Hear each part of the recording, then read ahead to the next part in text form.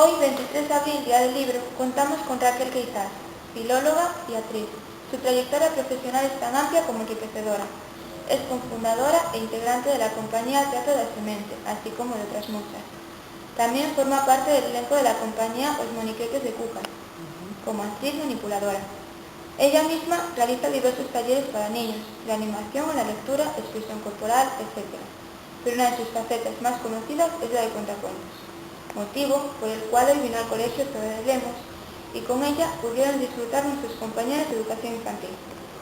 Cuenta con una trayectoria de más de 10 años dedicada a la narración oral profesional, casi una docena de espectáculos de contacuentos diferentes y adaptados a diversas edades, desde bebés hasta adultos.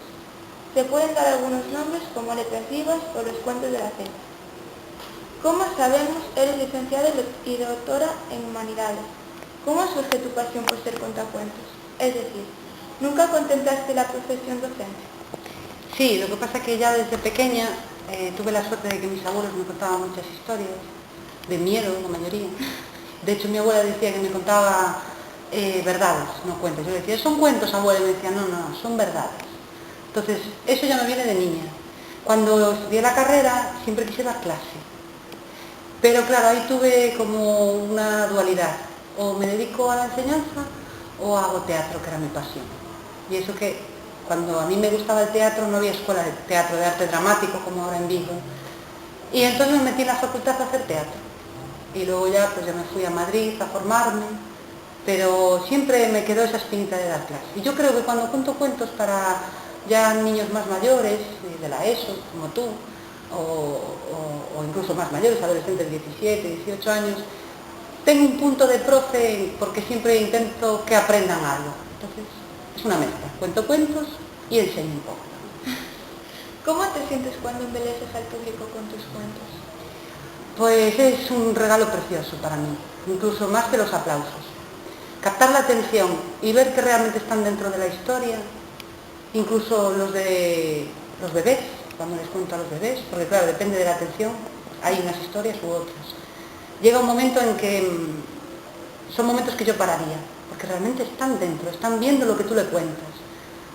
Tanta tecnología que hay ahora y videojuegos, pero se produce todavía esa magia y eso es lo que me hace seguir. ¿A partir de qué edad crees que los niños entienden realmente el mensaje de los cuentos?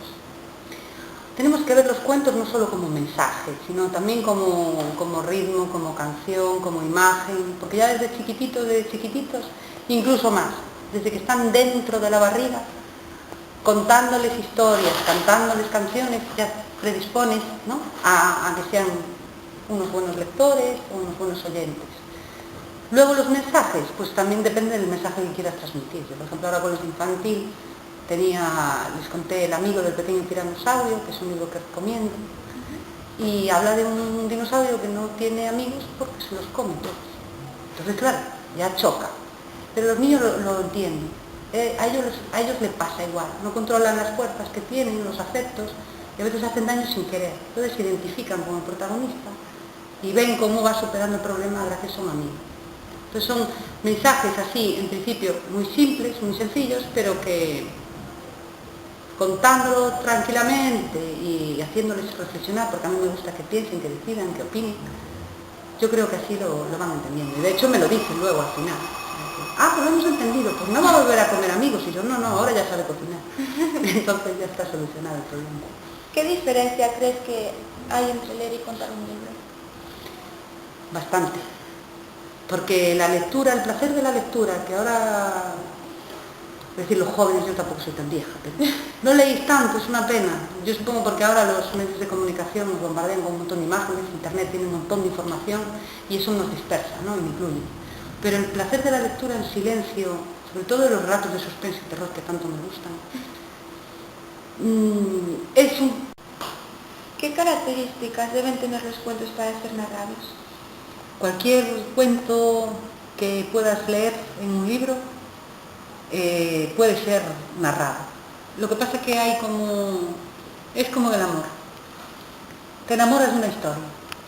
Puedes leer muchas y yo puedo opinar que a mí me gusta este, a ti te gusta el otro, diferente, pero una vez que te gusta, que te atrapa, tienes que darle tú las características que consideres oportunas para que sea ágil, ¿sabes? Porque igual que la lectura hay mucha descripción, o yo por lo menos en mi estilo, cada contador tiene el suyo, yo hablo del mío. Hay contadores que describen mucho, yo por ejemplo soy más de acción, lo que te comentaba antes, ¿no? Me gusta crear diálogos muy picados, trabajar registros de voz diferentes, incluso sacar a los oyentes a representar alguna escena, todo para dar esa verosimilitud a la historia. Entonces puede ser la misma historia que tú placenteramente lees en cama, la puedes ver luego contada y tú participar dentro de ella. Es la misma historia, pero pues el resultado es diferente.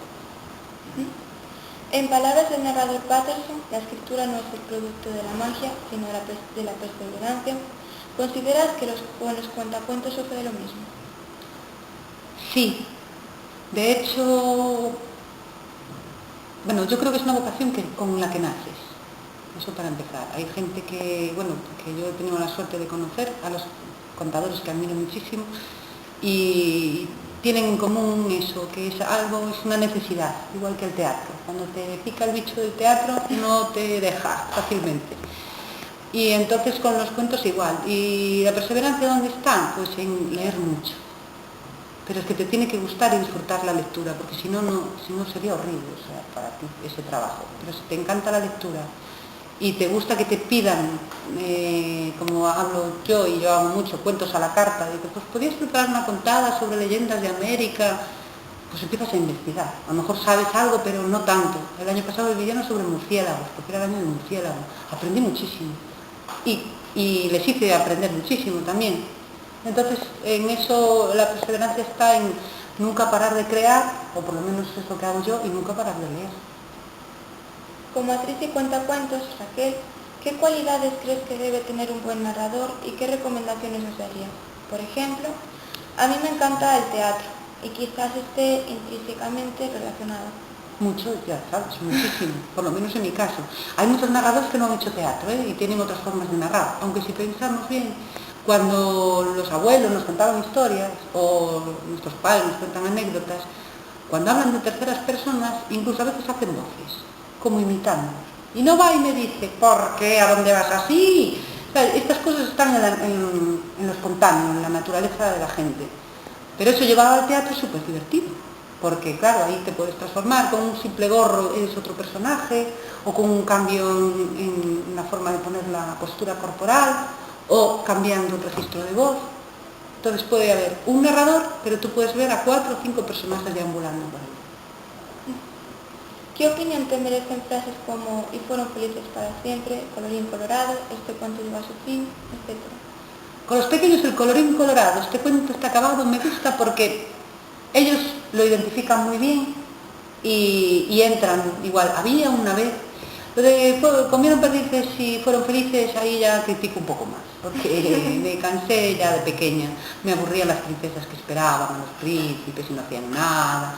Y menos mal que luego con el tiempo, entre que yo lo fui inventando un poco, porque ya me aburrían, también fui encontrando por suerte libros que cambian la historia. Entonces ya no somos las mujeres tan pasivas ni tan malas.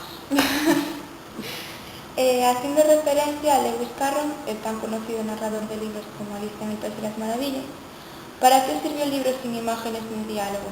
Ya que en definitiva, la narración oral es un libro contado.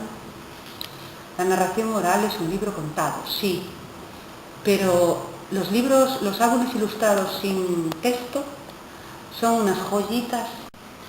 Hay libros que no tienen texto, que son álbumes ilustrados, y son verdaderas obras de arte. Los hay para muy pequeños, de 0 a 3, que no saben leer, pero les gustan los cuentos, incluso para nosotros los más mayores. Y esos libros, la imagen cuenta, pero cuenta lo que tú quieras ver. Entonces, si yo cojo ese libro, contaré una historia, si lo coges tú, contarás otra. Entonces son muy ricos también. Entonces no es imprescindible el texto para contar. ¿Qué quieres decir cuando afirmas que para las niñas y niños el cuento es un mirador sobre el mundo? Pues ya desde siempre, cuando se contaban cuentos que recogieron los hermanos Grimm, Perrault, ojo, esos cuentos no eran para niños. Los oían los niños porque siempre estaban con los adultos, porque antes estabas con papá, con mamá, el abuelo, el tío, todos juntos. Y quisieron usarlos para enseñar. Entonces, a mí me gustan algunos cuentos, otros que son así, que tienen mucha moraleja con calzador, como digo yo, son instrumentos muy peligrosos dependiendo de quién los use. Pero un buen cuento con una buena historia te puede enseñar a comportarte en una situación determinada, a prevenirte de peligros, sin caer en la moralina aburrida. Ya para terminar, como decía Günter Grass, no hay espectáculo más hermoso que la mirada de un niño que lee. ¿Qué lectura recomendarías al alumnado de la Fundación Educativa y por qué? Pues vamos por edades, porque no es lo mismo un niño de 3, como he tenido ahora, de 3 a 6, que tú ¿cuántos tienes? 14. 14, claro, no tiene nada que ver. Entonces, voy a recomendar uno, pues si no, pues podríamos estar aquí 50 minutos. De 3 a 6, voy a hacerlo así como por ciclos, más o menos. De 3 a 6, yo por ejemplo recomiendo El amigo del pequeño tiranosaurio. El nombre de las autoras son suizas y voy a pronunciar muy mal, así que os invito a que investiguéis y lo encontréis. Ese libro me gusta mucho y lo cuento y funciona muy bien, incluso para trabajar en clase, tanto los valores como representarlo, ¿no? Porque representando a veces pues enseña, lo entienden mucho mejor, que es lo que intento yo en las contadas. Y para más de, por ejemplo, de 6 a 8 años, por ejemplo, me gusta mucho trabajar leyendas de por qué un animal es como es. Yo cuento Orejas de conejo, que hay miles de versiones de esa leyenda, incluso una que la recoge Eduardo Galeano, de por qué los conejos tienen las orejas tan largas. Entonces, pues le pasan una serie de pruebas que tiene que superar para conseguir un objetivo, pero lo dejo en misterio, ¿por qué los conejos tienen las orejas largas? Y eso son los niños al final de la historia los que se dan cuenta y lo creen, porque con esas edades todavía te crees las historias.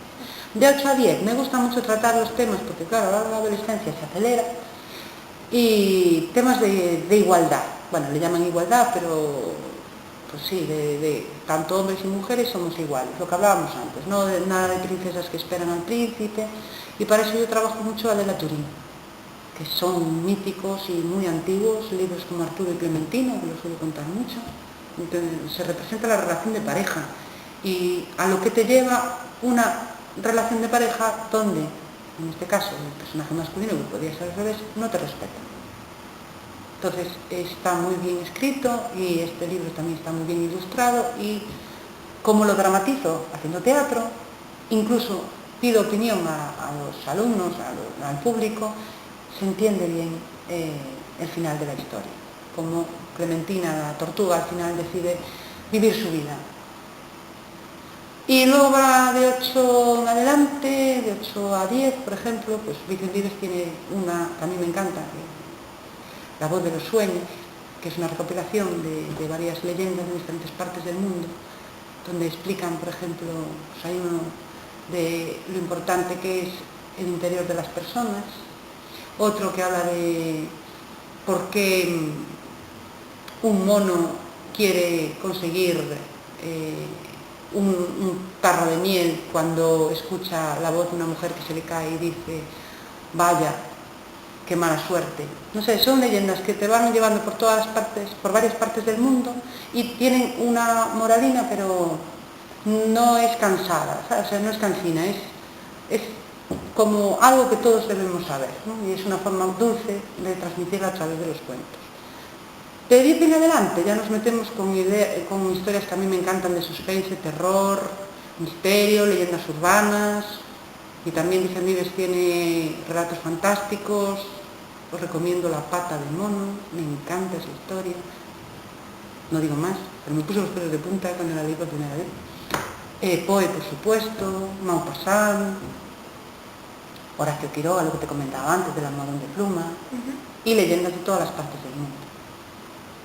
Bueno, un placer tenerte en el centro, me encanta de conocerte. Lo mismo digo. Y gracias por concedernos esta entrevista. Muy bien, me encantaría que siguieras haciendo teatro y saber de ti.